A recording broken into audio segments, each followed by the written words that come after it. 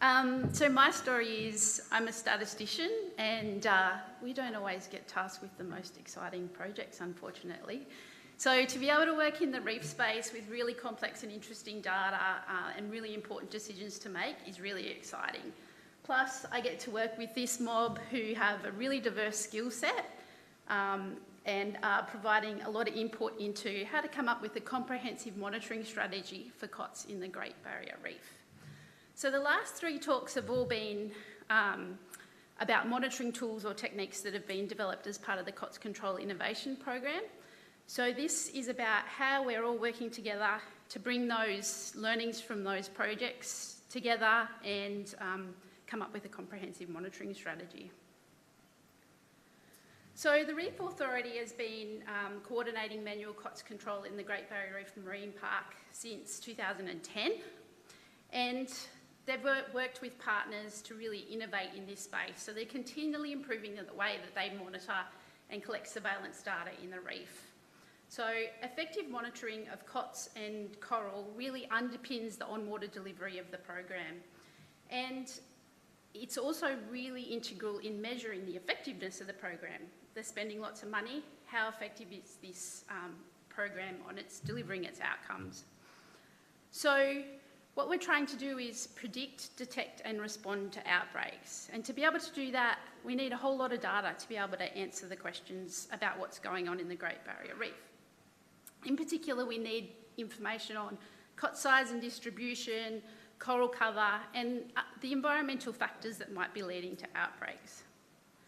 So there's lots of existing monitoring programs in the reef, right? But all of them have a specific purpose, and no one of those, or even putting them all together, doesn't allow us to answer all of the questions that we have about the COTS, how COTS effectively operate in the reef. So here we've got a chance to consider the inclusion of more modern, potentially more accurate and also less labour-intensive survey techniques that could be used in a monitoring program. So you can see on the right here, I've taken this from the COTS control dashboard. The COTS control program collects mountains of data on a daily basis.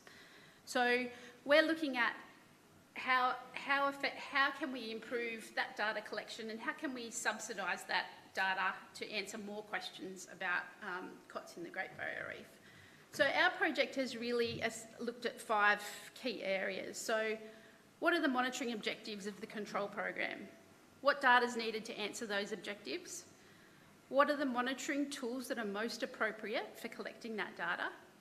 Where should we be directing that effort? And what are the operating constraints and options for implementation? So we've undergone this extensive exercise to determine the range of monitoring objectives in the reef related to both management and science. We've talked to managers and science to work out when they're trying to ask questions about COTS in the reef, what data don't they have to be able to answer those questions? Now, when we went through this process, there were 27 monitoring objectives identified. Now, I've designed a monitoring program or two in my time, but 27, potentially competing objectives is next level, right? So it was a relief when we broke those monitoring objectives down and looked at what data did we need to answer the objectives. So basically they fall into 4 categories. One is day-to-day management. So this is the operational sort of level stuff that the COTS control program are currently collecting mountains of data. It's really short time scale at a site and reef level scale.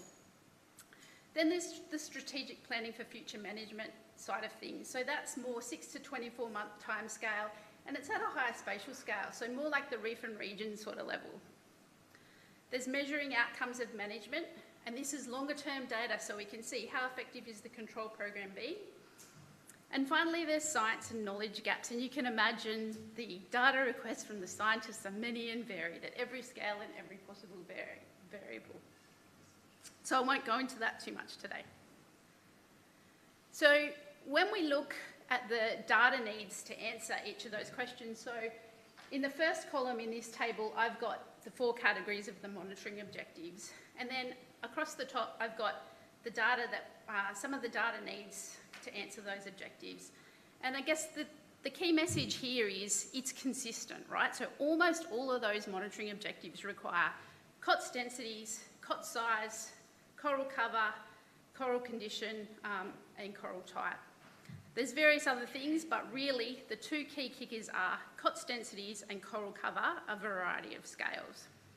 So some of these data needs are met through current COTS control program and other monitoring programs. So particularly that day-to-day management side of things is well and truly covered off by the COTS control program currently. It's more the strategic and the looking at the long-term management side of things where things get a bit more difficult because we need to look outside of the day-to-day activities. There's also programs like AIMS, LTMP, Reef Joint and Field Management Program and the Eye on the Reef RIS that all help to add to the bigger picture about the data. Okay, so moving along, what tools are most appropriate for collecting this data? So you've just seen 3 great talks about tools that we have available, and obviously manta tow is the backbone of many of the monitoring programs in the reef currently. So how do we decide which tools are best to use in the monitoring program? So the metrics differ, the ease of deployment differs, the scale differs, they have different costs. Some measure low COTS densities, some measure high COTS densities. They also really differ in accuracy and precision. So how do we decide which ones to use? What we've done is we've compared all those characteristics both qualitatively, but also we did a big comparison calibration trial. So this was carried out in March last year, and it was a beast unto itself. So it had more than 20 people on this trip. There were 7 organisations. We had the Queensland Parks and Wildlife vessel. We had the Pacific Marine Group working alongside that vessel to do manta tow and culling.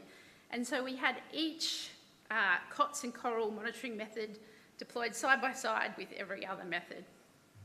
We went to 7 reefs at 16 sites at 7 reefs off Townsville.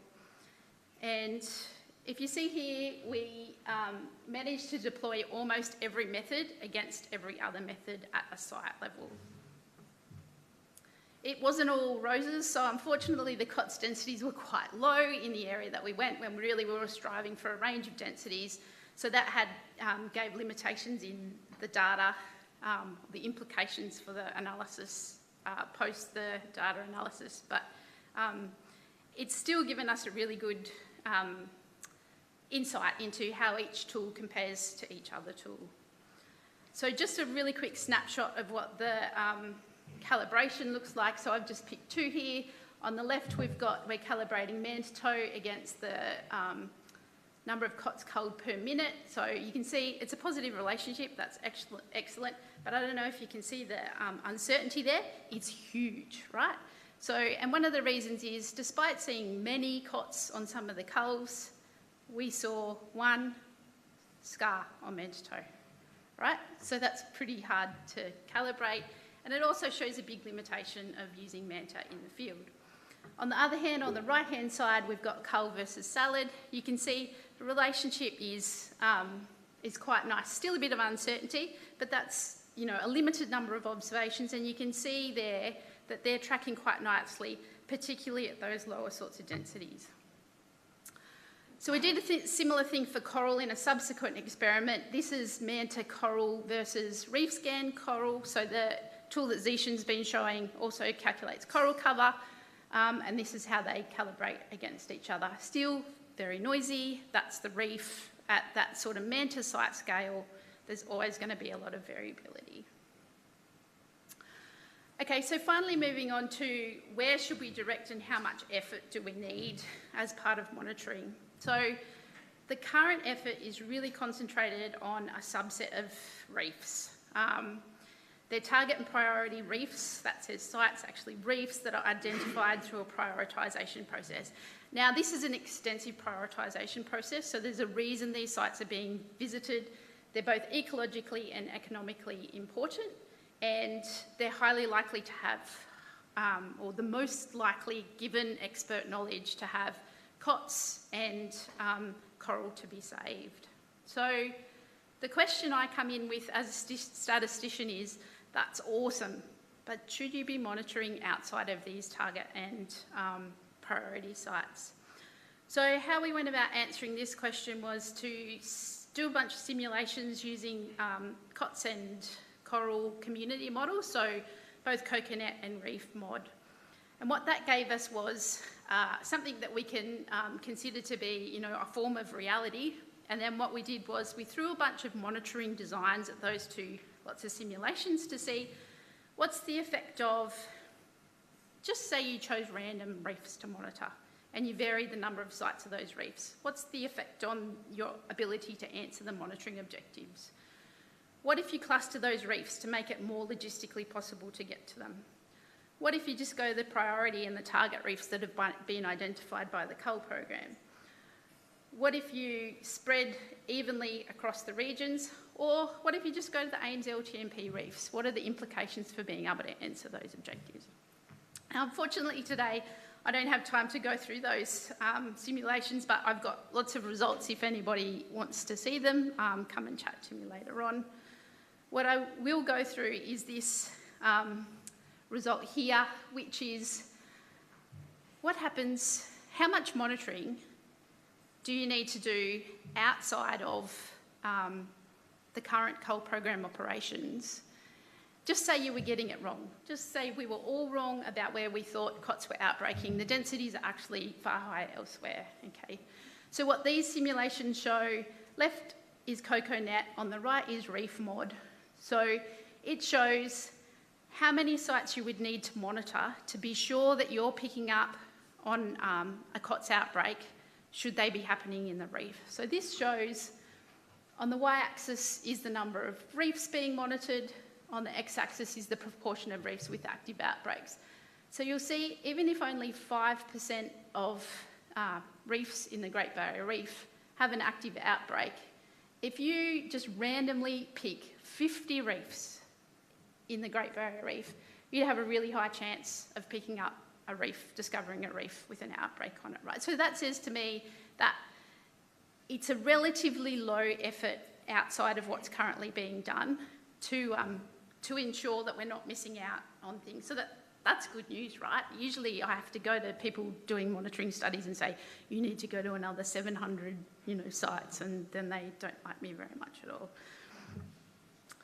So finally, in conclusion, there's really varied objectives of the COTS control monitoring program, but many of them require similar information. So I feel like that's a really good news story. Our approach in this monitoring strategy is to robustly build on ongoing monitoring programs, so we acknowledge that there's many of those already existing in the reef. But we also want to be able to incorporate some of these newer monitoring technologies like Reefscan, eDNA and SALAD, where they make sense to do so. So these tools are likely to improve the effectiveness of the monitoring program by improving the data robustness, facilitating the monitoring of those lower densities that are really hard to monitor with things like manta tow. And it lets us get to reefs that, let's face it, there's crocodiles and you don't want to get in the water. Finally, coming up with a robust monitoring helps you decrease the uncertainty around the process of decision making, particularly in terms of those longer term sort of decisions that are being made. And the benefits include early outbreak detection, cost and resource optimisation, and improving the coordination between monitoring and management actions across the GBR. Thank you.